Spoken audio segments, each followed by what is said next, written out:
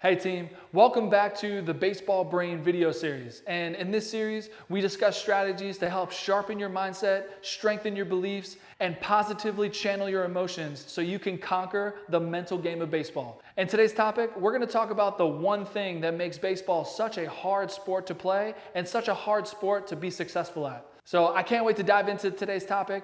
We have now entered the baseball brain. Let's get started.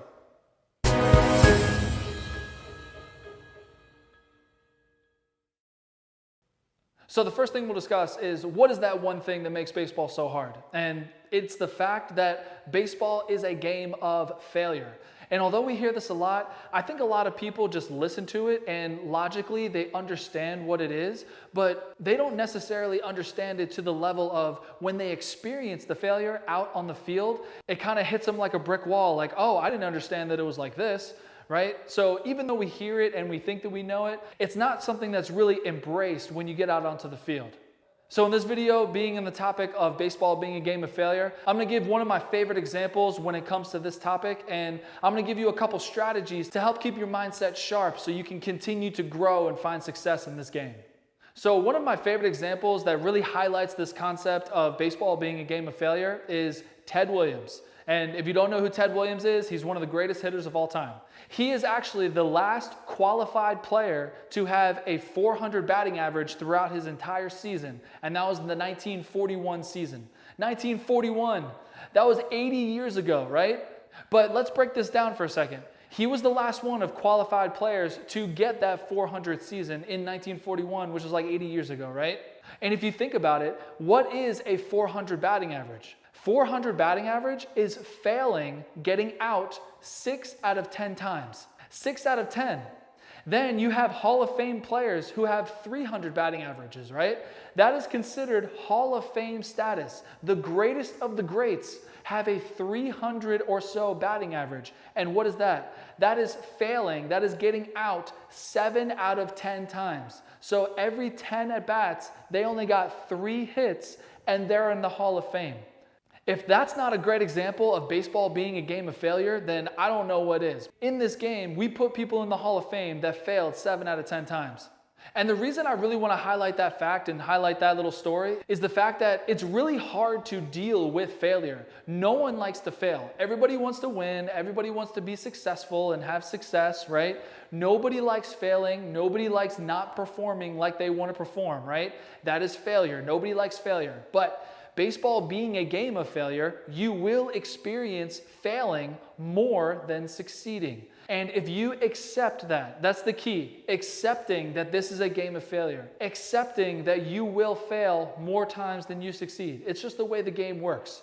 If you accept that fact, then you will have a much better time getting better and improving and growing as a baseball player and in this game and having more success if you just accept the fact that you will fail.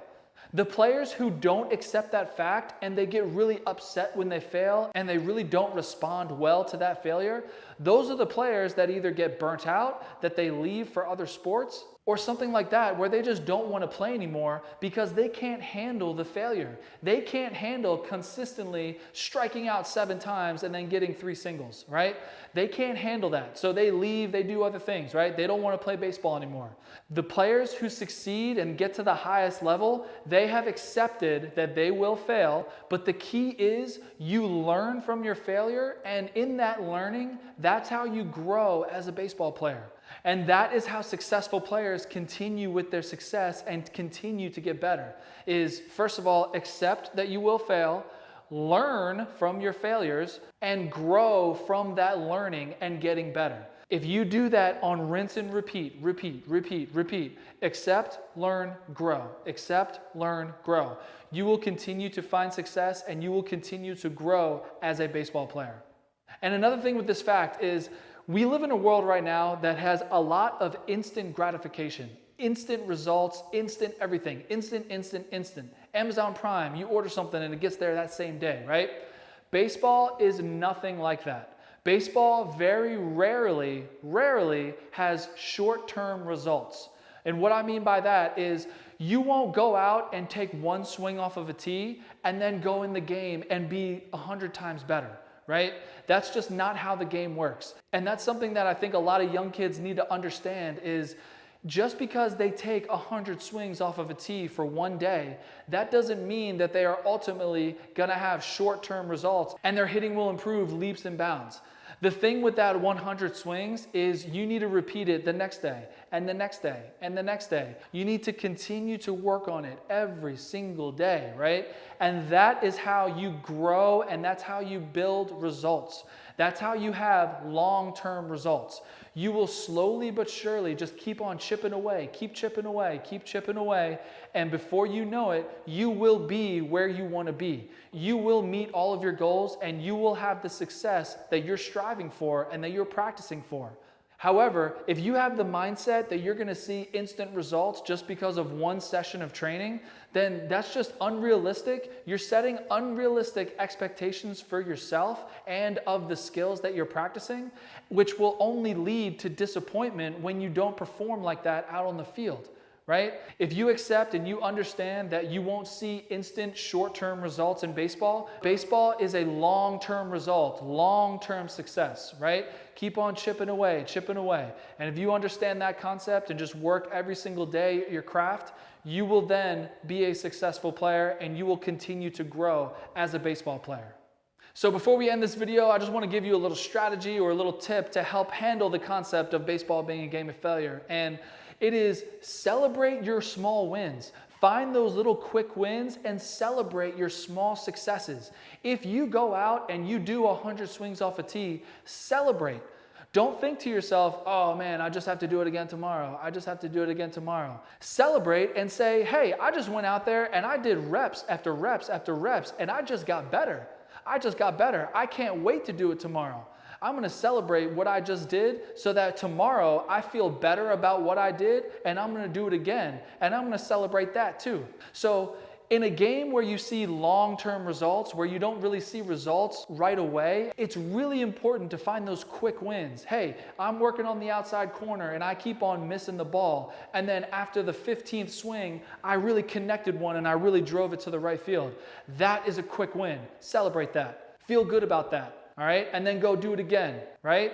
Find those little quick wins. Hey, I'm trying to do this little drill, right? And then I finally got it. Celebrate that. Celebrate your quick wins, and over time, when you continue to celebrate your quick wins, that will give you the motivation and that will push you forward and keep you going to strive for those long-term results of just being a better outside ball hitter.